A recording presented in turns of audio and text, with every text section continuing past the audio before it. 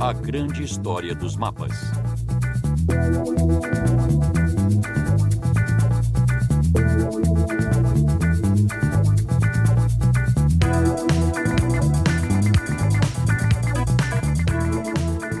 Os mapas são onipresentes em nossas vidas, em nossas atividades de lazer e em tempos de guerra, nos nossos transportes e previsões do tempo, estão em todo lugar. Indicadores de espaço e tempo e guias de viagens, os mapas permitem delimitar as fronteiras de um território e administrá-lo, mas também ajudam a entender melhor o mundo e nos convidam a empreender uma jornada de descobertas. Para se ter uma representação topográfica da superfície da Terra, problemas científicos complexos tinham que ser resolvidos. Corajosos exploradores se aventuraram em territórios desconhecidos com fortes motivações tais como dinheiro, poder e religião. Os mapas são a memória do nosso planeta e os que chegaram até nós através dos tempos mostram como nossos ancestrais percebiam seu ambiente. Em todas as sociedades humanas, os mapas serviram aos projetos do homem ao analisar o mundo, mas nem todas as civilizações usaram do mesmo modo. Na verdade, existem diversas famílias distintas de mapas. A primeira família poderia ser chamada de cadastros, ou registros de terras, que nos ajudam a circular por um território conhecido. Estes mapas são ferramentas técnicas para identificar e administrar o meio ambiente, bem como definir os limites das propriedades. Sua função original era identificar a localização. As pessoas precisavam saber onde estavam, assim marcavam rotas e aos poucos os mapas surgiram. Primeiramente na forma de gravuras em superfícies rochosas e mais tarde em papel. E sem dúvida o mais antigo, embora talvez existam outros mais antigos, é o conhecido como Mapa Bedolina. É uma figura rupestre, num vale glacial ao norte da Itália, que retrata o desenho do pequeno vale visto de cima. Então é uma vista panorâmica, e nele podemos ver os campos, casas, estradas, datado de cerca de 3.000 anos atrás. A civilização que produziu o mapa Bedolina não conhecia a escrita, mas já gravava mapas. E o mapa é uma forma de documento escrito. Esta é uma das suas principais características. É uma forma de representar o mundo, dentre outras. O mundo pode muito bem ser descrito sob a forma de um poema, de um texto. Mas a maior vantagem de um mapa é que ele nos dá uma representação visual, geralmente visto de cima, o que nos permite ver as distâncias entre as coisas e os lugares, determinar o desenho do terreno, a distribuição das cidades, rios, algo que nenhuma descrição escrita, mesmo a mais inspirada, poderia ser melhor.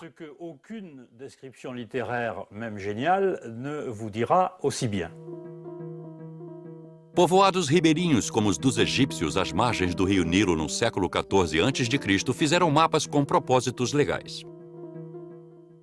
Os egípcios produziram muitos cadastros. Não temos muitos, mas nos papiros que envolviam as múmias podemos algumas vezes encontrar cadastros locais, descrevendo como reconstruir os campos depois de uma queda no nível da água do Nilo, já que era preciso replanejar todo o desenho da região.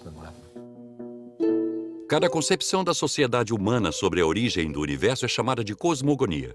E isto nos fornece a próxima grande família de mapas, depois dos cadastros. Todas as sociedades humanas têm um conceito parecido do universo, e a maioria é capaz de representá-lo numa forma visual que seria chamada de mapa. Por exemplo, o antigo conceito mesopotâmico do universo era representado por um disco plano, cercado de água, dentro de um globo. O disco em si representava um grande vale. Nele temos a cosmogonia dessas sociedades, temos o seu conceito do universo.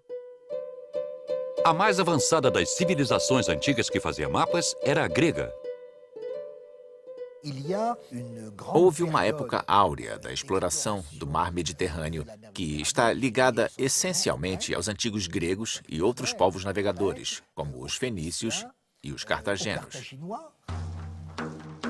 No século 8 a.C., o poeta Homero nos deu sua visão do Mediterrâneo na Ilíada e na Odisseia. 4 séculos depois, o historiador Heródoto localizou a Grécia no centro do mundo. Durante o mesmo período, Piteia de Marsella navegou em busca de novas rotas de comércio e viajou até a Islândia. Quando voltou, ninguém acreditou que terras geladas pudessem existir. Os matemáticos Euclides, Tales e Pitágoras produziram instrumentos de medição para tornar a cartografia mais precisa. Eles inventaram a astronomia e concluíram que a Terra não era plana. A concepção de que a Terra é esférica é muito antiga e estabelecida perfeitamente pelos gregos. A ideia de que a Terra é esférica é algo que os gregos absorveram por razões filosóficas. A esfera é um corpo perfeito, ela permanece igual de qualquer modo que se olhe para ela, e esta ideia é corroborada empiricamente. Pegue um navio, por exemplo. Vemos primeiro os mastros, à medida em que o navio se aproxima da costa. E aí simplesmente vemos os homens no convés. No Egito, o diretor da grande biblioteca de Alexandria, Eratóstenes, compilou os trabalhos de seus geógrafos antecessores e conseguiu medir a circunferência da Terra comparando-a com a posição do Sol em Alexandria e com a cidade de Ciene, no Alto Egito. A ideia de Eratóstenes era de que, em Ciene, os raios do Sol iluminavam o fundo de um poço, o que significava que o Sol estaria exatamente a pino, no seu zênite. Em Alexandria, situada quase ao norte de Ciene, os raios de sol brilhavam num ângulo. Logo, o sol não estava exatamente no seu apogeu. Assim, observando a sombra projetada por um obelisco, ele mediu o ângulo desta sombra, que era de cerca de 7 graus. Daí, ele mediu a distância entre Ciene e Alexandria, considerando que 7 graus era equivalente a vários estádios, a unidade usada na época. E assim ele obteve sua medida famosa, que foi aceita como sendo a primeira medida historicamente conhecida da circunferência da Terra.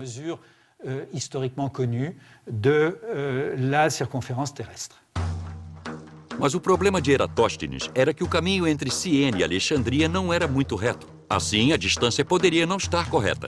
E mais, ainda não sabemos atualmente a extensão exata da antiga unidade de medida ou estádio. Poderia medir entre 150 e 190 metros.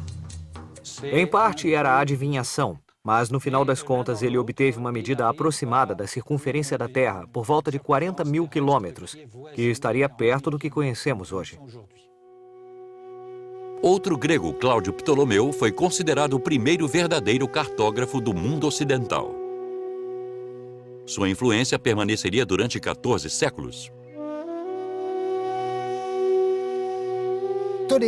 Ptolomeu, no século II a.C., sintetizou todo o conhecimento geográfico e cartográfico do mundo antigo. Ele compilou todas as informações repassadas a ele pelos exploradores e viajantes. Ele inventou a primeira cartografia científica. Em inúmeros trabalhos, Cláudio Ptolomeu registrou os nomes de todos os locais conhecidos na época, mais de 800, registrando-os num mapa plano de acordo com suas latitudes e longitudes.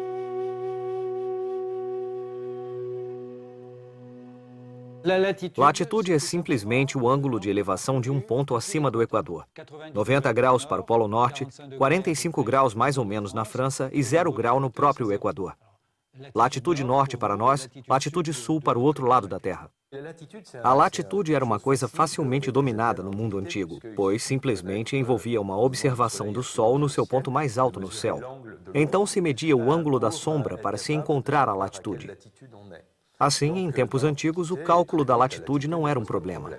Porém, a longitude demonstrou não ser tão simples e se tornaria o maior obstáculo na história da confecção de mapas pelos próximos 1.500 anos. Para achar a longitude, você precisa calcular uma paralela circular e estabelecer a sua posição, mas não existem pontos de referência no espaço para isso. E essa é a questão, porque para calcular a longitude de um determinado lugar, o modo mais simples, é claro, seria medir a distância entre dois pontos de referência. As longitudes devem ter sido calculadas grosseiramente com base em distâncias estimadas, o que nos daria uma diferença de longitude aproximada. Então, as longitudes não eram medidas com toda a precisão. Ptolomeu foi o primeiro de uma longa série de cartógrafos a calcular erradas longitudes, apesar da atenção cuidadosa que deu às informações dos navegadores. Toda vez que os viajantes lhe contavam sobre as extraordinárias distâncias que tinham percorrido, ele as diminuía, porque os viajantes tinham uma tendência a exagerar seus feitos. Então ele reduzia à metade as grandes distâncias que as pessoas diziam ter percorrido. Mas, mesmo assim, ele ainda continuava exagerando, apesar de toda a sua cautela. A cosmografia de Ptolomeu representava a visão que nós tínhamos de uma terra desabitada no passado. Quer dizer que existia uma massa territorial alongada que se esticava do leste para o oeste, situada ao norte do Equador. E esta massa estava dividida em 3 continentes, na verdade, que estavam separados pelo mar Mediterrâneo, que se localizava no centro, e que se tornaria o centro do mundo habitado. Entre a África e a Europa, havia a separação pelo mar Mediterrâneo e o limite representado pelas colunas de Hércules, o Estreito de Gibraltar. Entre a África e a Ásia, havia a separação formada tanto pelo rio Nilo como pelo Mar Vermelho. E entre a Europa e a Ásia, havia a separação formada pelo Mar de Azov e o rio Tanais, isto é, o rio Don. E tudo isto cercado de água. Esta visão do mundo conhecido é a mais completa daquela época, mesmo que os erros de longitude tenham tido consequências consideráveis centenas de anos mais tarde. Porém, do século V ao século XV, durante a Idade Média, este conhecimento antigo foi esquecido na Europa. Os comerciantes, contudo, continuaram a viajar. Eles usavam mapas itinerários que simplesmente indicavam os nomes das cidades sem se preocuparem muito em ser uma expressão fiel da realidade. Nesta reprodução da tábua de Pettinger, datada da Antiguidade, podemos ver a rota que ligava Vessona e Darioriton, que são Périgueux e Vannes, 2 cidades separadas por um improvável golfo de Aquitânia.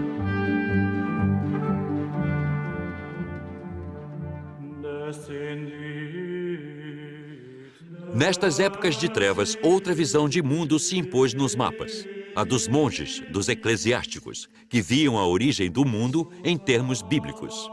No século VIII, sob a influência da Igreja, a Terra se tornou plana. A visão medieval do mundo se separou completamente do antigo conhecimento científico e prático com os conhecidos mapas T em O, ou seja, mapas medievais do mundo na forma de um grande círculo representando a Terra, o disco de terra plana com 2 trechos de oceano formando a letra T.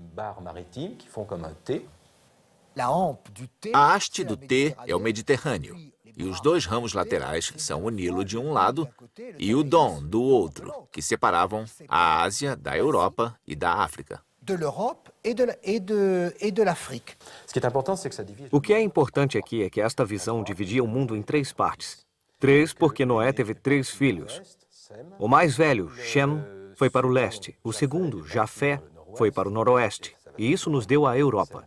Shem nos deu a Ásia. E o filho mais novo, Ham, foi para o sudeste, o que nos deu a África, o mundo de Ham. Eu gosto dos mapas T em O porque representavam ao mesmo tempo a cartografia medieval e a anticartografia por excelência, porque era um mapa totalmente imaginário. Era uma mensagem cifrada, formando parte da crença religiosa daquela época.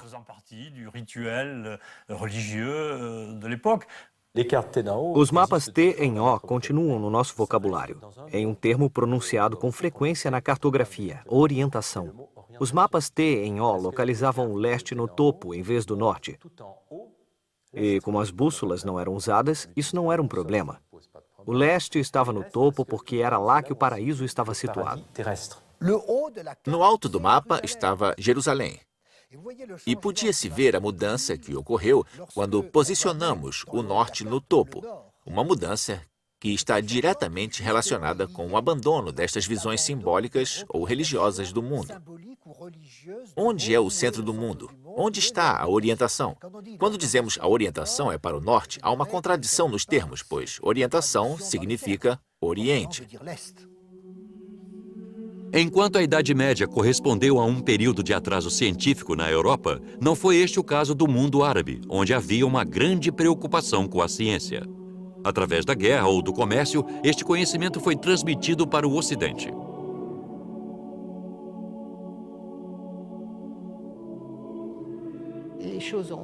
As coisas progrediram porque houve comunicação entre os diferentes países naquela época. Foi através desses intercâmbios que a confecção de mapas conseguiu progredir. Os árabes se utilizaram de uma invenção chinesa, a bússola, que eles transmitiram para os europeus. A bússola, o par de compassos e a régua se tornaram as novas ferramentas náuticas. Graças a isso, eles produziram os mapas portulanos, que os capacitaram a navegar os litorais com segurança. Um portulano é um mapa que estabelece uma rota marítima e indica os ventos, isto é, as direções dos ventos. A rosa dos ventos é capaz de mostrar com precisão de qual direção o vento está soprando.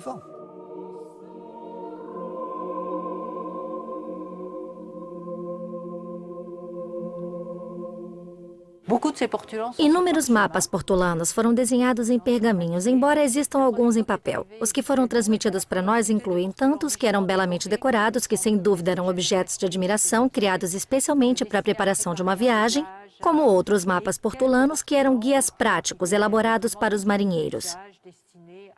Isso não significa que eram usados a bordo do navio, mas foram feitos especificamente para auxiliar os marinheiros no mar. Estes portulanos eram antimapas do mundo. Por quê? Porque o mapa do mundo, na cosmografia de Ptolomeu, situava a Terra no centro, com os oceanos ao seu redor, enquanto que os portulanos faziam exatamente o oposto. Eles situavam o oceano no centro e a massa territorial era reduzida a uma franja costeira, que só tinha interesse onde havia portos. Esses intercâmbios entre a Europa e o mundo árabe criaram uma situação de rivalidade intelectual. Ao mesmo tempo, a Europa redescobriu a antiga cartografia científica. A antiga cartografia grega nunca foi verdadeiramente esquecida. Ainda estamos descobrindo o quanto os cientistas medievais da Europa da Idade Média estavam familiarizados com muitos daqueles textos antigos, mas não os usavam porque não correspondiam a nenhuma pergunta que eles faziam a si mesmos na época. Do século XIV em diante, começaram a fazer perguntas sobre a forma da Terra, porque eram necessárias para a navegação dos mares, para viagens mais distantes, tentando ver os lugares descritos nos relatos de Marco Polo, de Guillaume de Roubaix, de Jean du Plan-Carpin, de todos os viajantes que atravessaram as rotas mongóis. A partir daquele momento, começaram a ficar interessados, de novo, na cartografia de Ptolomeu, de Alexandria e Siena, e foi aí que ficou interessante. As maiores obras de Cláudio Ptolomeu ressurgiram no mundo ocidental, mas somente depois de viajarem por séculos pelo Mediterrâneo.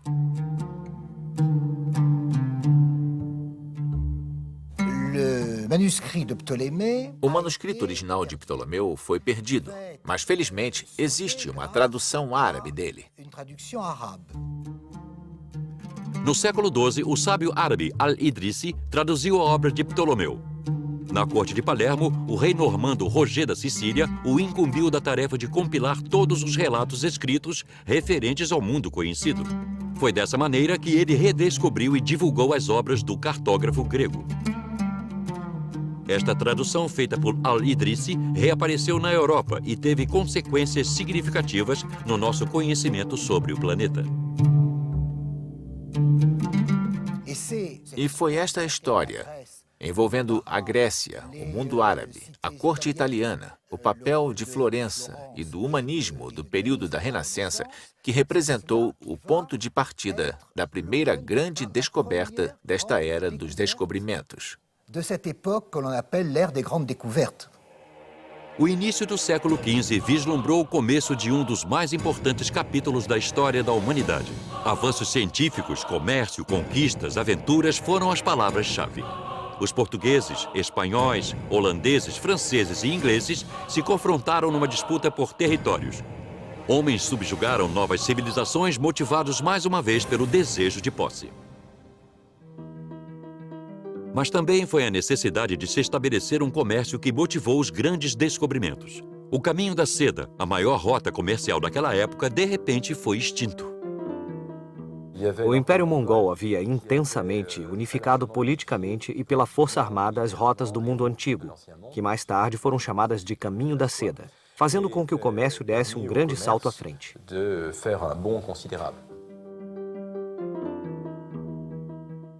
Em meados do século XIV, este império ruiu. As rotas se tornaram de difícil acesso e, como consequência, o comércio sofreu. Assim, dos dois lados, na China e na Europa, foi feita uma tentativa de restabelecer as relações comerciais perdidas com a queda do Império Mongol, utilizando as rotas marítimas em vez das terrestres. Os primeiros a saírem em busca de novas rotas marítimas foram os chineses. Em 1405, o almirante Zheng He comandou uma esquadra impressionante que viajou por uma parte da Ásia, África e possivelmente até mais além. Os enormes juncos de Zhenghe eram talvez os maiores navios de madeira já construídos, com mais de 10 mastros. Eles eram gigantes. Eles arpavam em enormes esquadras, com talvez dezenas de milhares de pessoas a bordo. Acho que não podemos falar de descobrimentos neste momento porque eles não descobriram novas rotas. Eles seguiam as rotas das monções que circundavam o Oceano Índico.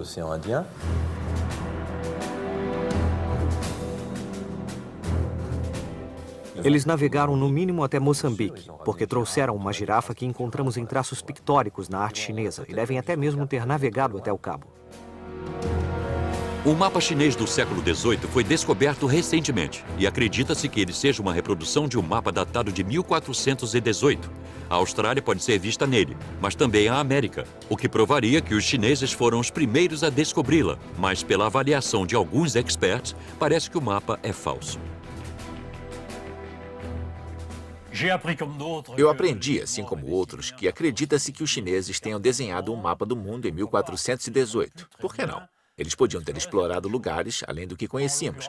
Mas neste caso em particular, sou extremamente cético. O mapa é muito perfeito. Pode-se ver o Polo Norte, a Antártida, a Austrália em 1418. Isso parece muito estranho. De acordo com esta teoria, a flotilha do almirante Zheng He teria navegado ao longo da costa africana, percorrido cabos e estreitos, descoberto as Américas do Norte e do Sul, resumindo, o mundo inteiro. Verdadeiro ou falso, tirando este mapa, não existem sinais da passagem deles por lá, já que os chineses não se estabeleceram e nem colonizaram. Era um império que não desejava conquistar e que preferia situar suas concessões a uma distância de controle, ou seja, não muito longe. E tem mais. Quando eles cessaram suas explorações em 1430, foi por causa das ameaças de invasão vindas do norte da Grande Muralha e, portanto, não era mais oportuno gastar dinheiro para lançar grandes flotilhas. As viagens marítimas estavam proibidas, as embarcações foram destruídas e a China se isolou e nunca mais explorou o mundo. Os europeus também saíram à procura de terras e mares desconhecidos. Em Portugal, no início do século XV, um grande período de explorações se iniciou. Navegadores desceram a costa africana que era completamente desconhecida para eles naquela época. Havia conhecimento de que, na opinião desses antigos, o mundo era inabitado a sul do Equador, que havia monstros, que era impossível haver antípodas. Por conseguinte, toda essa visão cosmográfica antiga era do conhecimento dos cosmógrafos e de uma elite letrada portuguesa. Para os marinheiros, o limite do mundo conhecido era o Cabo Bojador, 300 quilômetros ao sul das Ilhas Canárias. Mas eles não tinham ideia do formato nem do tamanho da África. Perceberam, no entanto, que se poderia chegar à Índia circunnavegando a África pelo sul. Mas antes que isso fosse tentado, os navegadores tiveram que resolver uma série de problemas científicos. Inicialmente, a navegação é uma navegação costeira.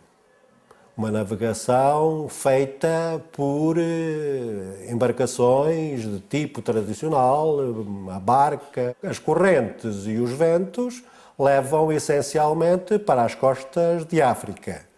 Mas é o problema, como disse, do regresso que se põe.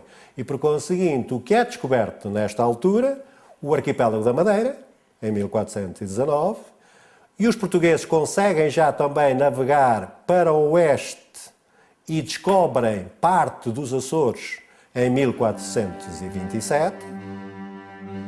O posto de abastecimento oferecido pelos Açores era um recurso essencial porque permitia que os navios velejassem de volta para Portugal, levados por ventos que sopravam do oeste. Seguindo os mesmos ímpetos, marinheiros e cientistas combinaram esforços numa causa comum, o avanço das explorações de um dos filhos do rei de Portugal, Henrique o Navegador.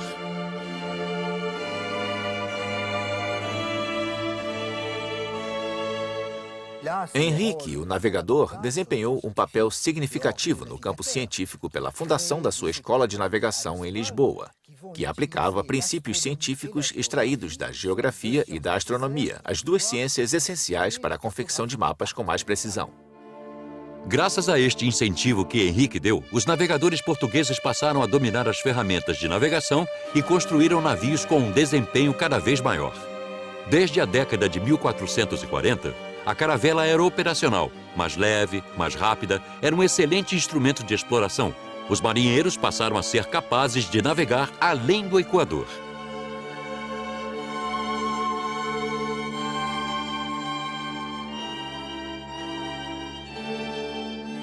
E esta é, de facto, uma grande descoberta também dos portugueses. A ultrapassagem do Equador, a possibilidade de navegar no hemisfério sul. E aí sim vão encontrar outros países. Chegam ao Congo, à foz do rio Congo, chegam à Guiné e têm, por conseguinte, como objeto ultrapassar o Cabo da Boa Esperança. O nome Cabo da Boa Esperança significava a esperança de descobrir o caminho para as Índias. Isso foi alcançado em 1488 pelo explorador Bartolomeu Dias. Esta descoberta provou que existia uma rota marítima rumando para o sul. O progresso técnico e científico abriu novos horizontes. Graças à imprensa, o genovês Cristóvão Colombo foi capaz de ler os mapas antigos. Ele acreditava que poderia usá-los em proveito próprio. Sem a cartografia grega, e em particular Ptolomeu, é claro, não podemos imaginar Colombo, que era um intelectual, um profissional liberal, que vivia nos Açores, que sabia tudo sobre ventos alísios, mas que também era familiarizado com os textos antigos, os quais estudou profundamente. Ele estudou um dos mapas de Ptolomeu em especial, o que continha os famosos erros de longitude. Esta representação feita por Ptolomeu, que aumentava o mapa da Europa em 55 graus, derrubou a crença de que, para se alcançar as Índias, era necessário seguir para o oeste, já que a rota mais curta, de fato, era pelo leste. Mas Cristóvão Colombo não sabia disso. O cartógrafo Martin Behring havia acabado de produzir o seu famoso globo que mostrava apenas 3 continentes e um minúsculo oceano Atlântico, no qual o Japão situava-se perto da Europa. Isto confirmava a teoria de Colombo. Só restava a ele convencer as potências de que seria interessante financiar suas viagens até as terras não descobertas. Em 1492, ele se beneficiou de uma excepcional combinação de circunstâncias político-religiosas. Na Espanha, os reis cristãos haviam reconquistado a Granada muçulmana. Cristóvão Colombo decidiu se encontrar com os reis católicos espanhóis e explicar a eles que, já que os mouros tinham sido mais ou menos expulsos dos países cristãos, e os judeus também, tudo o que restava fazer era conquistar as Índias e levar a fé católica a estas novas terras. Como resultado, ele recebeu financiamento para 3 caravelas. Em setembro e em outubro, ele descobriu as Bahamas, que viriam a ser, de fato, as Américas. A descoberta das Bahamas por Colombo abriu o caminho para outras viagens e provou a existência de uma nova rota e novas terras para se evangelizar, que, sem dúvida, tinham abundância de ouro e de outras riquezas. As potências espanhola e portuguesa, como se fossem senhores dos mares, solicitaram ao Papa que dividisse entre elas as terras não descobertas a serem possuídas. Isto resultou no Tratado de Tordesilhas.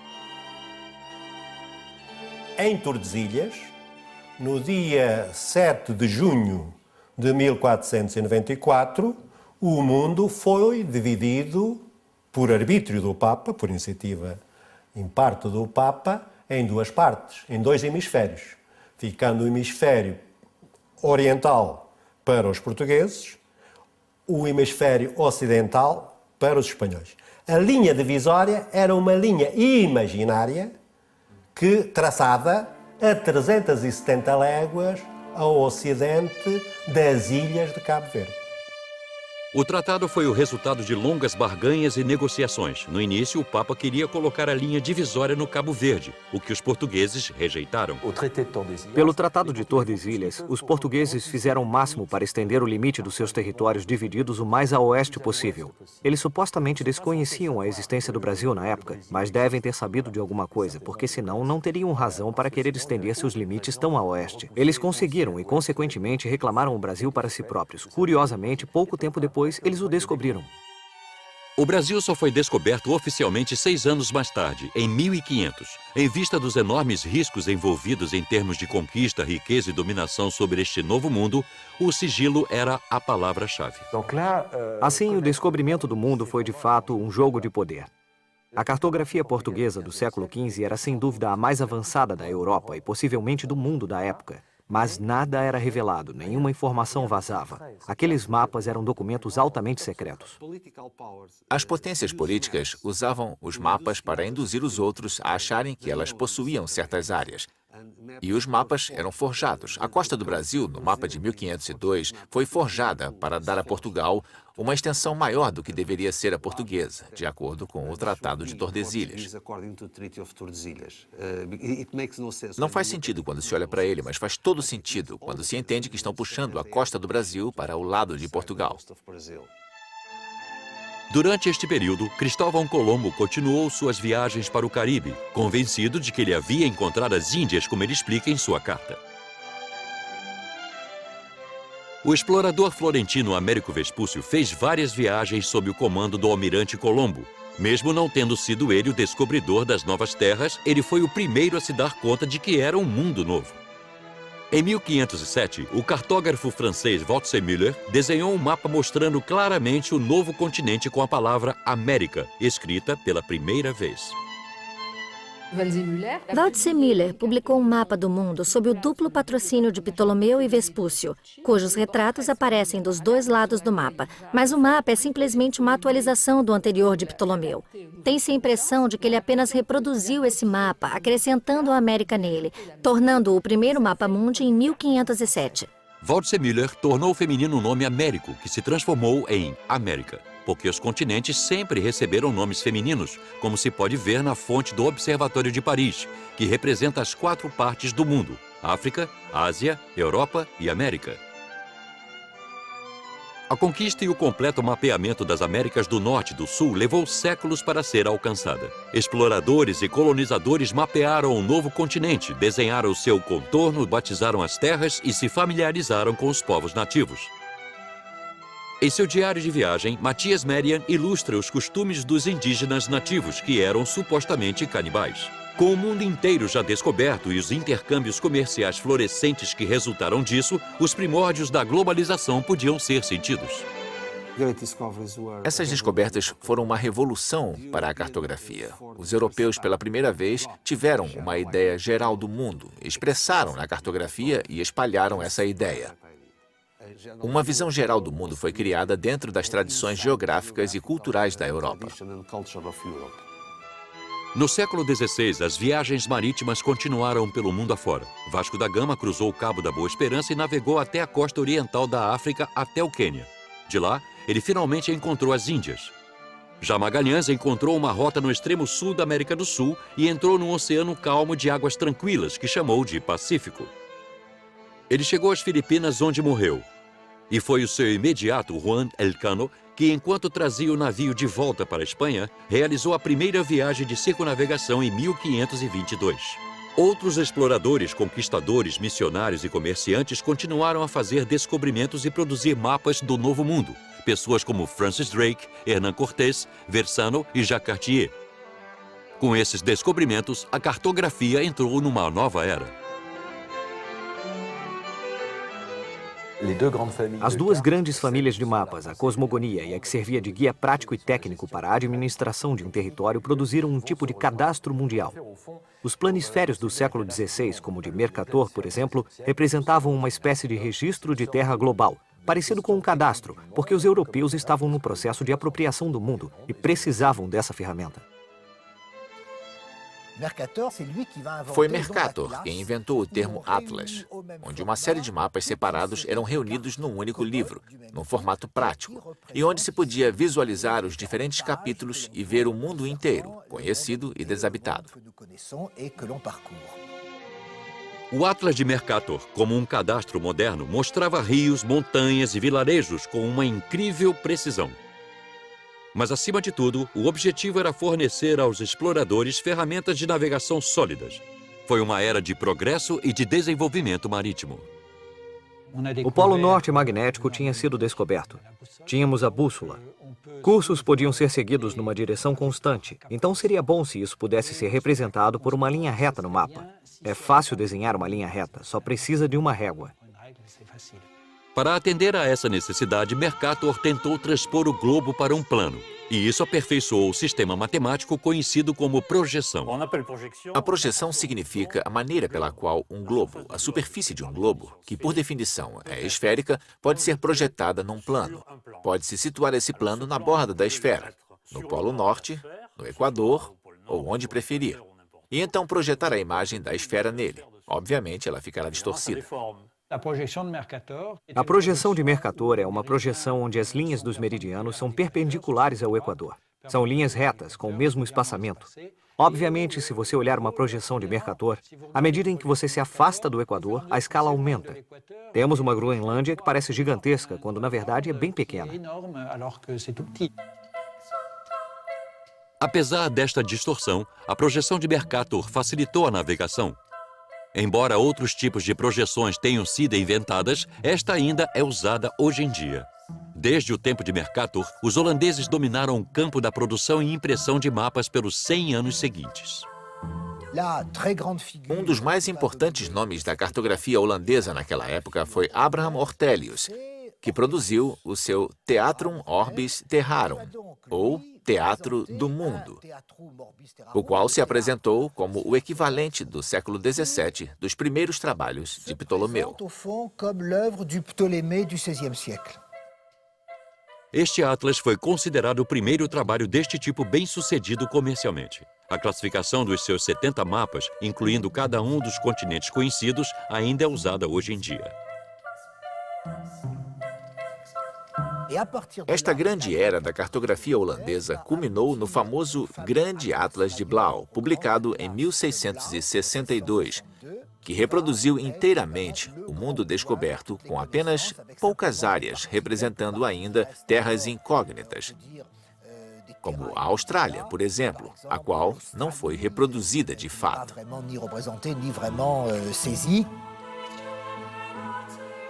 Estes mapas holandeses eram genuínas obras de arte que chegaram até nós através dos anos. Esteticamente, eram documentos únicos.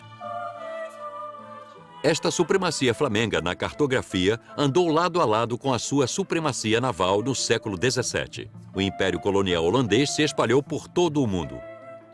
Mas estes mapas permaneceram acima de tudo como instrumentos de poderio militar e econômico. Conhecimento preciso proporciona vantagens estratégicas. Blauw, algumas vezes, tinha mais conhecimento preciso de terras inexploradas do que realmente aparecia nos seus próprios mapas. Por quê? Porque o poderio comercial e econômico da Holanda estava em jogo.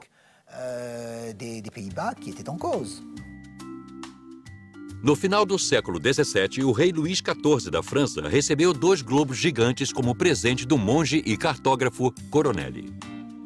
O projeto foi secretamente construído por Colbert. O globo azul representava a abóbora do céu, os símbolos do zodíaco e a posição dos planetas no dia em que Luís XIV tinha nascido. O globo terrestre mostrava os continentes incompletos e seus nomes, e, consequentemente, o desejo de anexar esses novos territórios. Com esses globos, Colbert tinha alcançado seu objetivo, fazer com que o rei percebesse a importância estratégica de ter uma cartografia independente.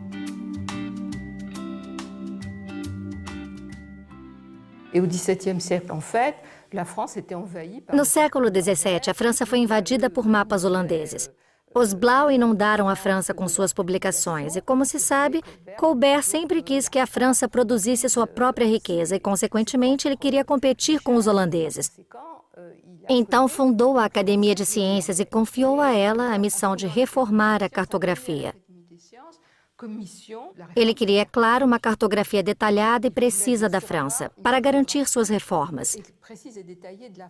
Como uma das grandes reformas de Colbert incluía as forças navais, ele queria ter um atlas da costa francesa a fim de evitar que os navios encalhassem e para ter um conhecimento melhor e detalhado da costa. Para as outras reformas, florestas, administração territorial e proteção, Colbert queria um mapa mais detalhado da França, até porque mesmo o cálculo das longitudes da Terra ainda não sendo perfeitos, ele havia melhorado muito graças à observação das fases da Lua. Assim, Colbert encarregou o matemático e astrônomo Philippe Delarue. Tínhamos uma precisão maior em 1682, em particular quando Laire produziu seu mapa. Temos a impressão de que as fronteiras dos países encolheram longitudinalmente, o que fez o rei dizer: "Cavalheiros da academia, seus trabalhos me roubaram mais terras do que todos os meus inimigos juntos." Luís XIV convidou o astrônomo Jean-Dominique Cassini para entrar para a Academia de Ciências. Ele foi o primeiro de uma série de 3 gerações de cartógrafos a desenhar um mapa extremamente detalhado e preciso da França. O primeiro deste tipo no mundo. Estes cartógrafos usaram o antigo método, triangulação. De torre de igreja em torre de igreja, a França estava enquadrada. A medição da Terra era feita por meio de triangulação. Quer dizer que se estabelecia um conjunto de triângulos para se obter uma linha de base primária e aí se calculavam os comprimentos dos lados dos triângulos a partir de ângulos conhecidos. Os novos sextantes e octantes permitiram medir com precisão os ângulos, o que forneceu resultados extremamente confiáveis. Este sistema francês de medição por triangulação durou 30 anos. Na mesma época, França e Inglaterra, as 2 maiores potências marítimas, perceberam a necessidade de finalmente solucionar o último grande problema da cartografia, a longitude. A partir deste momento, a solução do problema da longitude se tornou uma tarefa longa e difícil. Os 2 países rivais nesta área, França e Inglaterra, ofereceram grandes recompensas financeiras para quem surgisse com uma solução para o problema da longitude, criando a possibilidade de se dizer em alto mar: "Eu estou aqui e em nenhum outro lugar." Assim começou uma corrida entre os relojoeiros que tentaram confeccionar um relógio que resistisse às grandes ondas do mar, às mudanças de temperatura, à umidade, tudo o que um navio tem que enfrentar. E também os astrônomos começaram a procurar um modo de medir precisamente a longitude a partir das fases da Lua, da posição das estrelas. Harrison, um desconhecido marceneiro inglês, fez um relógio de extrema precisão com um mecanismo de madeira. Ele solucionou o problema do pêndulo, inventando a mola, e assim reduziu em 15 minutos o atraso que os relógios daquela época sofriam diariamente. Com 1 hora exata, o cálculo da longitude no mar se tornou possível e, melhor ainda, preciso. Assim, foi em meados do século XVIII que finalmente fomos capazes de medir precisamente as longitudes e não mais cometer erros, o que tinha acontecido até então. A batalha científica continuou mar afora durante as grandes expedições para o Pacífico. O dinamarquês Bering descobriu que a Ásia e a América eram 2 continentes separados por um estreito. O inglês Cook descobriu a Nova Zelândia e a Austrália. O francês Lapérouse o seguiu. Seu desaparecimento misterioso no Pacífico o levou ao status de herói lendário. Na França, no início do século XIX, o mapa de Cassini foi finalmente terminado. Foi um sucesso imediato e um instrumento importante na modernização do país. Foi amplamente divulgado. O mapa de Cassini foi impresso e largamente distribuído, e assim teve uma considerável influência sobre um grande número de pessoas e empresas, porque agora tínhamos um mapa facilmente disponível a todos. Alguns dizem que o mapa de Cassini não é um mapa topográfico, porque só as grandes infraestruturas territoriais estão representadas, as principais rotas e rios e as principais cadeias montanhosas, que são meramente figurativas. A reprodução do relevo territorial era muito aproximada, de fato rudimentar, com vales abruptos. E era óbvio que, para os soldados que tinham que se manter bem próximos da terra, no sentido literal do termo, esses mapas não eram suficientes. Foi por isso que, em 1808, o imperador Napoleão Bonaparte decidiu pela confecção de um novo mapa para substituir o de Cassini. Seria o mapeamento das forças militares. Assim que o mapa de Cassini foi confiscado pelos soldados, a primeira coisa que eles fizeram foi atualizar a malha rodoviária, que tinha uma importância essencial para eles. No mapeamento das forças militares seguinte, tivemos uma noção de precisão métrica. O relevo foi mais claramente demarcado, a malha rodoviária foi reproduzida em detalhes e, tirando as cores, esse novo mapa é muito similar na forma ao que usamos hoje em dia. Durante o século XIX, os polos norte e sul foram objeto de inúmeras expedições difíceis e, às vezes, trágicas, devido às extremas condições climáticas. Exploradores se lançaram numa batalha feroz na sua busca por reconhecimento científico. O americano Robert Peary foi o primeiro a alcançar o Polo Norte e o norueguês Roald Amundsen conquistou o Polo Sul. Assim, no início do século XX, o planeta inteiro havia sido explorado.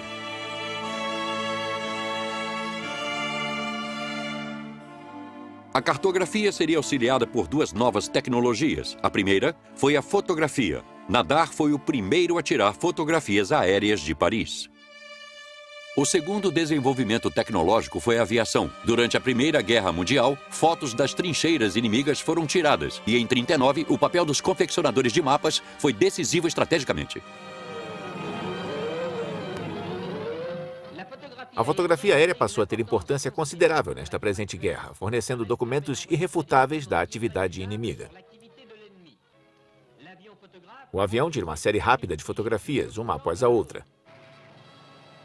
Os mapas militares precisavam ser atualizados a cada minuto, não apenas os que mostravam nossas próprias posições, mas também as dos inimigos. Para este trabalho, recorremos à régua, à bússola e até à lupa. Mais do que nunca, a guerra é uma ciência, e é exata.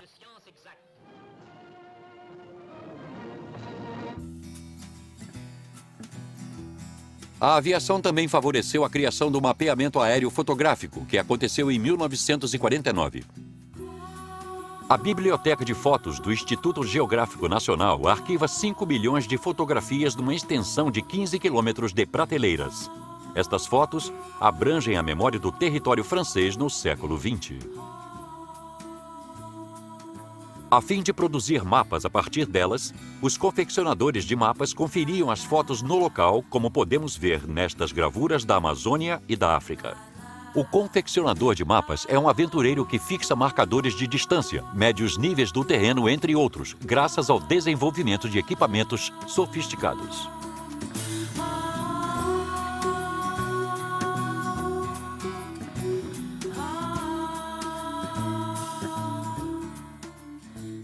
O caráter nacional dos institutos geográficos prova que os governos querem manter o controle sobre os mapeamentos e decidir que informações poderão ser fornecidas para o público.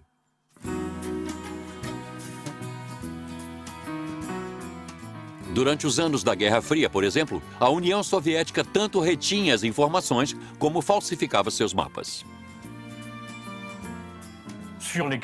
Nos mapas que estavam disponíveis para o público em geral e que permitiam que se passeasse livremente em Moscou nos anos 80, no governo de Brezhnev, o prédio da KGB tinha desaparecido. Era um prédio enorme, exatamente no centro de Moscou, mas não aparecia no mapa. Eles alteraram as estradas para convergirem num triângulo, embora estivessem em ângulo reto. E o prédio da KGB desapareceu.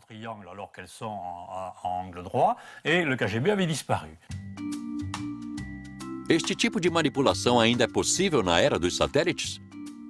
Antes restrita aos militares ou comprada a um preço muito alto, a informação via satélite está agora ao alcance de todos. É fácil baixar em qualquer computador o programa gratuito do Google Earth.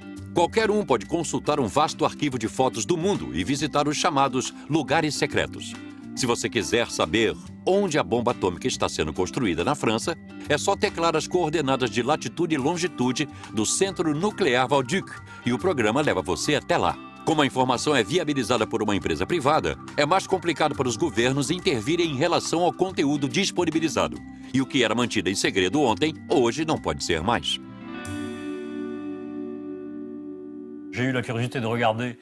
Eu estava muito curioso para pesquisar uma antiga cidade abandonada da Sibéria, perto de Tomsk, que se chamava Seversk. E lá, pode-se dar um zoom no máximo e ver uma cidade fechada, com as suas 5 usinas nucleares, os caminhões, os carros nos estacionamentos, em maiores detalhes do que se pode obter nas imagens das ruas de Paris. E isto não surpreende porque são geralmente os satélites americanos, o antigo inimigo, que fornecem esta coleção de imagens digitais. Será que a possibilidade de se fotografar o planeta inteiro via satélite soa como a morte da cartografia mundial? Frequentemente se diz que tudo já foi feito na cartografia, mas não é verdade, porque um mapa situa diferentes elementos em um território. Então, muitas outras coisas podem ser mapeadas. Pode-se dizer que já fizemos tudo no que diz respeito à cartografia topográfica, mas existe também a cartografia oceânica, por exemplo, da qual não temos todos os elementos ainda. Existem várias zonas das quais não temos informação. A cartografia da ocupação de terras é importante. O planejamento e desenvolvimento de terras são importantes também. É uma forma de mapeamento que está sempre mudando, porque a terra continua se desenvolvendo, não é um terreno fixo e imutável. Existem fenômenos geográficos que estão sempre mudando e que vão sempre necessitar de interpretações cartográficas. Os desafios da cartografia do passado foram aqueles impostos pelo mapeamento da topografia da Terra. Os desafios de hoje residem no planejamento e desenvolvimento diário da Terra e gestão de crises. Para todas as grandes catástrofes nos últimos anos, tem sido feito um trabalho rápido e importante de mapeamento para avaliar os danos, por exemplo, que se seguem ao desastre de um tsunami. Foi importante para os governos de inúmeros países saberem em 48 horas para onde enviar as pessoas e onde havia ainda uma malha rodoviária intacta por onde passariam. As fotos de satélites foram muito importantes. Os confeccionadores de mapas trabalham com essas fotos, extraindo informações a respeito de estradas interditadas, estradas liberadas, áreas inundadas, áreas não inundadas, a fim de saber quais unidades seriam enviadas e com que equipamento. Quer sejam usadas na prevenção de terremotos, ciclones, na análise de níveis de poluição, avalanches ou enchentes, as informações cartográficas nos fornecem uma proteção melhor contra as catástrofes naturais num mundo no qual o meio ambiente está em constante mutação.